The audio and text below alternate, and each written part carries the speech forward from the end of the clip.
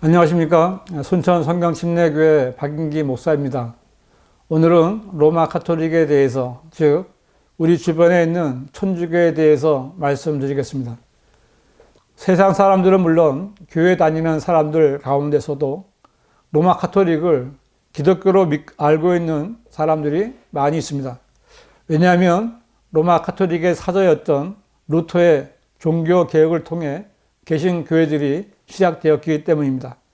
그러나 분명한 것은 교회 역사를 볼 때 로마 가톨릭은 성경을 바탕으로 세워진 기독교가 아니라 위장 기독교이며 창조주이신 하나님을 믿는 것이 아니라 일개 조물주인 하느님을 섬기는 우상 숭배자들의 사악한 집단입니다. 로마 가톨릭은 기독교가 아니라 로마의 이교도들이 교회를 차지하여 기독교와 교회의 이름을 도용한 것입니다. 지상의 교회 역사를 보면 교회는 예루살렘에서 유대인 사도들을 통해서 처음 시작되었고, 뒤이어 이방인 지역교회인 안티옥 교회가 세워집니다. 안티옥 교회는 바울과 바나바를 선교사로 파송했고, 바울은 그리스도의 복음을 전파하면서 여러 지역에 교회를 세웠습니다. 이 당시는 로마 제국 시대였는데 로마 제국의 황제인 카이사는 신적 존재였습니다. 당연히 하나님을 믿는 교회에 대한 박해가 있었고, 네로 황제의 박해 때 사도 바울도 죽음을 당했습니다. 이후 10번의 대박해가 있었지만 기독교는 줄어들기는커녕 점점 더 부흥했습니다. 그러자 로마 황제였던 콘스탄틴 대제는 AD 313년에 밀라노 칙령을 발표하여 기독교를 인정해 주었습니다. 그 대신 자신이 기독교의 대감독이 되어 영적 지도자로서 AD 325년 니케아 종교회의를 소집했고, 자기 마음대로 정통과 이단의 기준을 정하는 영적 권위를 행사했습니다. 콘스탄틴은 로마의 황제이자 기독교의 최고 권위자가 된 것입니다. 이때부터 기독교는 로마 제국의 국교가 된 것입니다. 정치와 종교가 일치하는 종교 국가가 된 것이며, 적그리스도의 길을 예비하는 로마 가톨릭이 국가 종교적인 형태로 발전하게 되는 것입니다.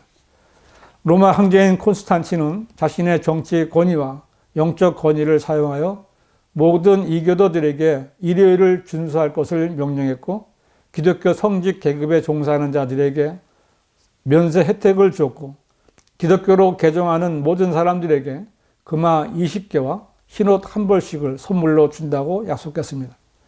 그야말로 물밀듯이 이교도들이 교회 안으로 들어왔습니다. 그들은 자신들이 섬기던 이교도들의 모든 우상들을 교회로 가지고 들어와서 새로운 기독교인 로마 가톨릭을 만들었습니다. 크리스마스 트리와 부활절 토끼가 들어왔고, 갖가지 우상들이 교회를 장식했습니다.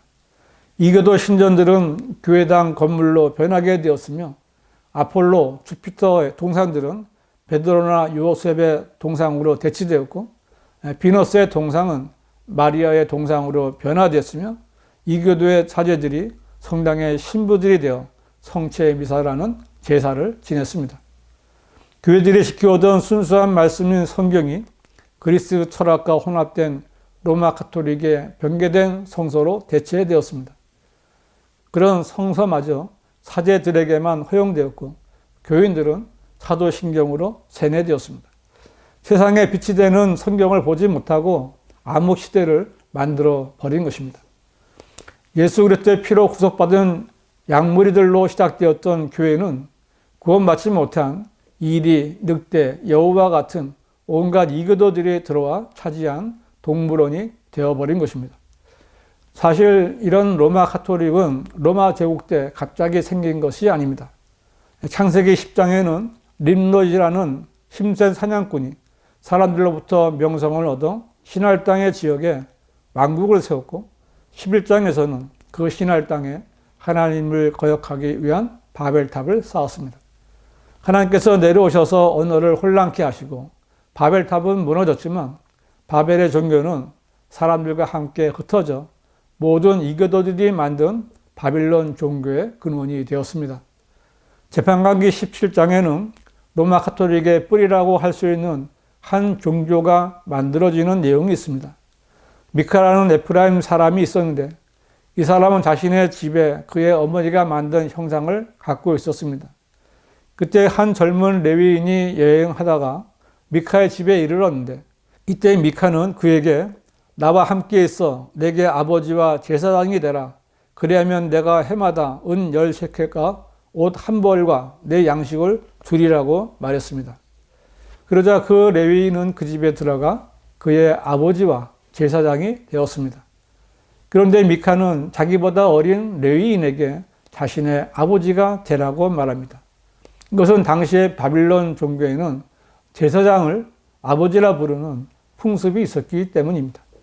이 레위인이 미카 집안의 제사장이 되어 미카의 집에 있을 때 이스라엘의 단 지파 사람들이 그 땅을 정탐하러 왔다가 그를 만나게 됩니다.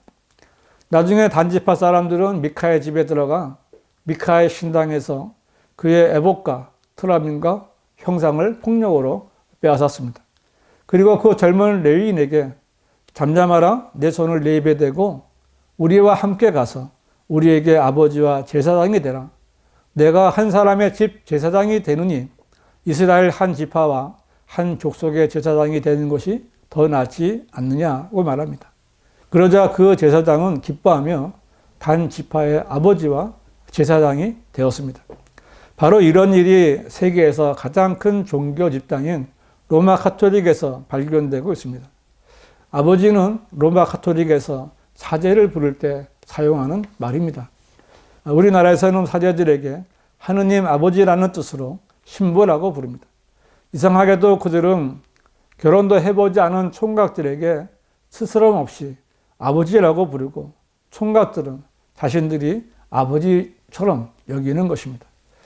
그런데 예수님께서는 또 땅에 있는 사람을 너희 아버지라 부르지 말라. 이는 너희 아버지는 한 분, 곧 하늘에 계신 분이시기 때문이라고 말씀하셨습니다.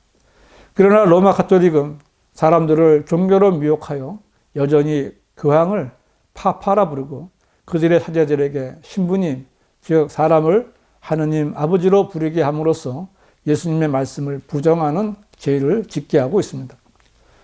로마 카톨릭은 신부만이 아니라 교황, 추기경, 대주교, 주교, 사제, 수녀 등 성경에서는 전혀 찾아볼 수 없는 직분들을 만들어 놓고 그런 직분자들은 자신들이 대단한 인물이나 되는 것처럼 형형색색의 긴 옷을 차려입고 다니면서 자신들을 성직자라고 말합니다. 그러나 이것은 그들이 평신도들을 위해 군림하려는 니콜라파의 교리로서 주님께서 미워하신다고 2번이나 말씀하신 사악한 짓들입니다. 로마 카톨릭은 기독교와는 전혀 상관이 없는 가증한 종교 집단입니다. 그들 가운데는 구원받은 사람들이 없습니다. 구원받은 사람은 로마 카톨릭의 거짓 교리들에 견딜 수 없어서 마르틴 루터처럼 그들의 죄악들을 고발하고 성별할 수밖에 없는 것입니다. 로마 카톨릭은 면죄부까지 팔면서 사람들을 속이려고 했지만 그들의 교리로는 구원받을 수 있는 사람이 전혀 없습니다. 그들은 구원의 완전한 수단을 얻는 길은 카톨릭 교회를 통해서만 가능하다라고 가르치지만 성경은 그러므로 다른 이에게는 구원이 없나니 이는 하늘 아래서 우리가 구원받을 수 있는 다른 이름을 인간에게 주신 적이 없음이라고 말씀하고 있습니다. 로마 카톨릭 교회는 인간의 죄를 용서할 수 있는 권한이 없습니다. 인간들은 오직 그리스도의 복음을 통해서만 구원받을 수 있습니다. 로마 카톨릭은 구원받기 위해서는 다양한 성사를 지키고 부가적인 행위를 수행해야 한다고 주장합니다. 하지만 성경은 너희가 믿음으로 말미암아 은혜로 구원을 받았으니 이것은 너희에게서 난 것이 아니요 하나님의 선물이라 행위에서 난 것이 아니니 아무도 자랑하지 못하게 하라 하심이라고 말씀하십니다. 사람은 그 어떤 행위로도 구원받을 수 없습니다.